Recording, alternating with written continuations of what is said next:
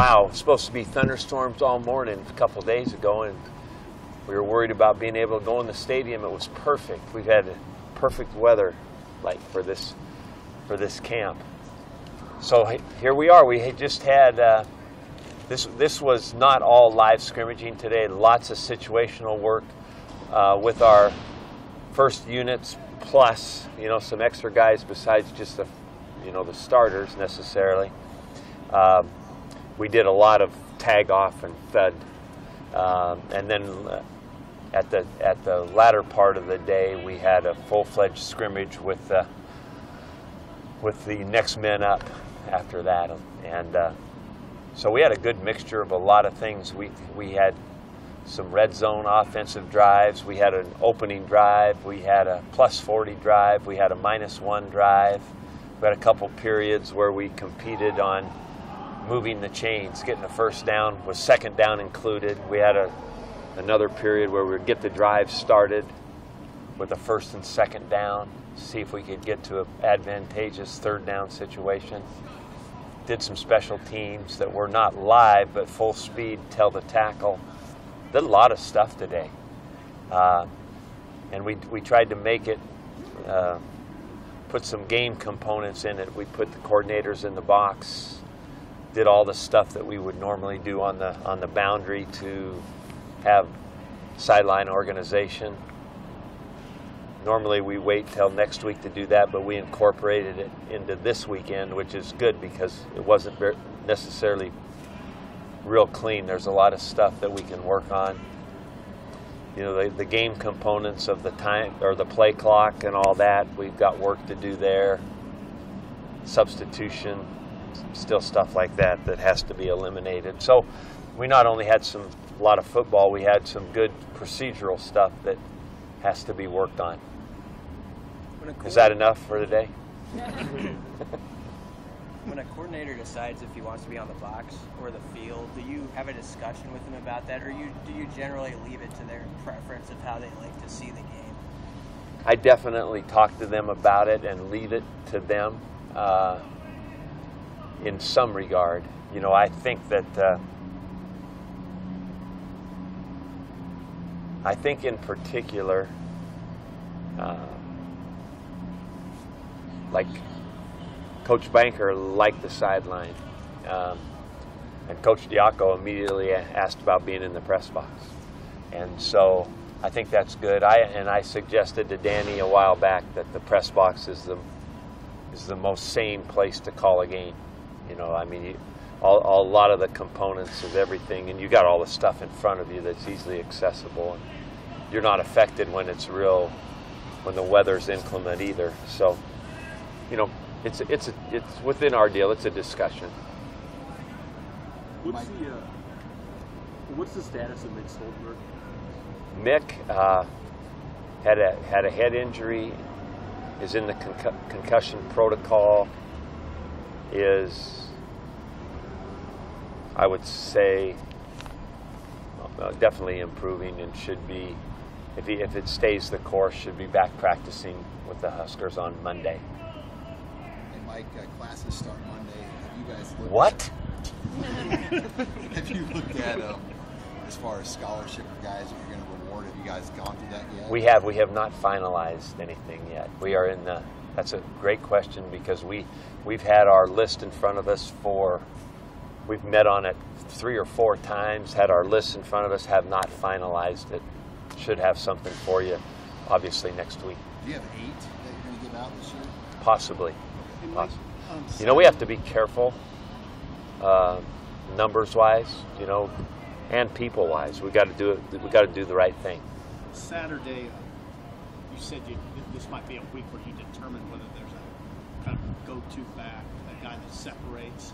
Did you see that this week? What's your thought right now on that?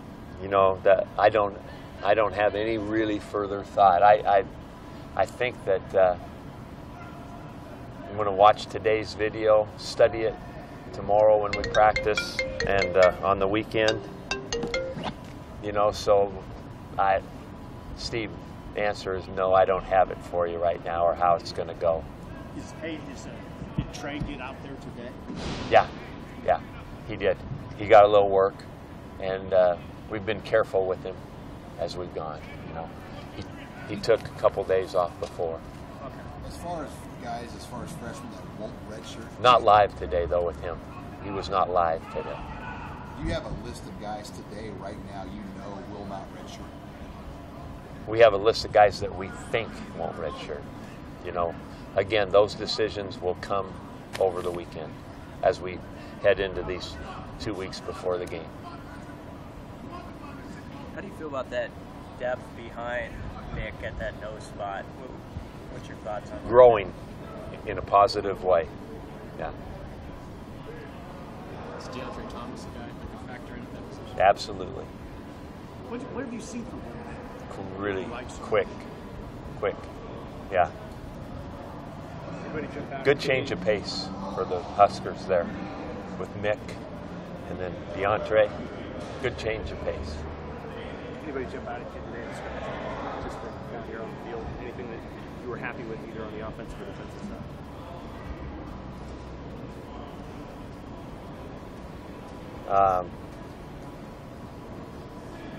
I think that I better be careful, but I tell you, Stanley Morgan, is tough.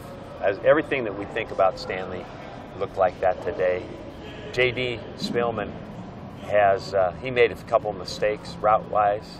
You know, could have had a little better route, but playmaking ability was out there front and center again today. Defensively, not necessarily just today, but I've been really excited about the growth of Tony Butler, which we really needed, right? I mean, have needed that, so that's a good thing. I better not single anybody else out. I think it was some pretty good football and a lot of good defense again. Why did you feel like you needed growth at that from Tony Butler at that spot? Well, you know, with Chris not being there and the way the defensive backfield is pretty thin of guys that have, like corners, and hardly anybody. Lamar's played considerable, but not. He's the only one. So we need another couple guys to surface in there. Eric obviously, and DiCaprio Boodle obviously. Those are three. Okay, we need some other guys now. Jeremiah Stovall, Tony Butler, and Tony was moved from safety to corner. And what I'm saying is that looks like a positive move. Is Avery Anderson in that conversation? Yes, he is. Avery started elevating himself in the spring and continued to do that in fall camp. That's a great point. Good, and I'm glad you brought his name up because he's in that mix. So it's made that position, made us feel better about it. With you guys 3 weeks in, and you still got 2 weeks before a game, how do you kind of manage maybe the mental? Right? You know, Sam, I know. I think that I've thought about that, and I've wondered about that, and I'm thinking that when we get past tomorrow, that the change of pace of what we're going after will be energizing to the team. You know, I mean, we'll start looking at their game film. We'll start putting our game plan stuff in place. So all the stuff we've been doing will now gain a new, real purpose, what this is all really about. So I've really appreciated this team's consistency in this camp. And this was the most camp-like setting that we've had since we've been here. You know, where we really had the whole day.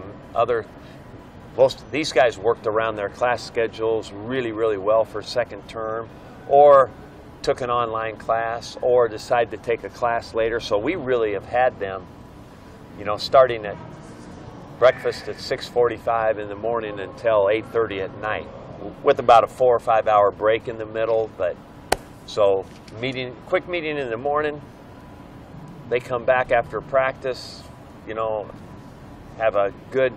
they look at the film from practice, have a nice dinner, while the other group's doing some body maintenance, and they flip, and then they come back that night and do the installation for the next day. It's been a really good, but it's a grind. It's a grind, and it's just a routine and rhythm. They've stayed the course as good as any group I've ever been with. I mean, it's been impressive. There were not hardly any distractions and not many glitches. And I say not many, less than a handful of whether it was a sleep in or a, missed breakfast kind of a deal. That was the extent of it. It wasn't anything that would be on the ticker, So I've appreciated this group a lot, and I'm thinking that has a chance to pay real dividends in what this thing's all about. Who are your captains? And when will they be? Well, we're again that discussion will come this weekend, later in the weekend, and we'll have some clarity for you either the end of the week or the middle of the week, something like that, whenever we get it done. Hey, just by way of clarification, the latter part when you said that you had a full-fledged scrimmaging, did that involve the top unit guys? No. That did not? No. The number ones did not go live today. Okay. They thudded up, tagged off, and no, when we scrimmaged with them a week ago, they got about 24 live plays, and afterwards we said that was their last live work till the game. Now they did some tackling in a confined drill today. Tackle to the ground, all that, but nothing with, 22 bodies on the field, all going one place. Is Reimer's still out? He is. He did individual work today, wore his gear, couldn't put the helmet on today. What will be tomorrow's practice, and what do you guys do tomorrow? Some more situational stuff for sure. Kind of go back to what we did here. Physically, it won't be as long as today. But we're going to talk about that. That's our next chore as a staff, to talk about what we really want to. Now we've had time to look at 2 weeks, 3 weeks of practice and say, okay, what do we want to focus on? So we have those meetings coming up that will decide that, how that's going to look. We lose out to the band here. The band is coming. Anything else? Hey, Coach, is that 3-4 in Seoul where you want it to be 3 weeks in? Absolutely. I think that there's appears to be a very good bit of inventory in that 3-4 at this point. Gracias. Thank you.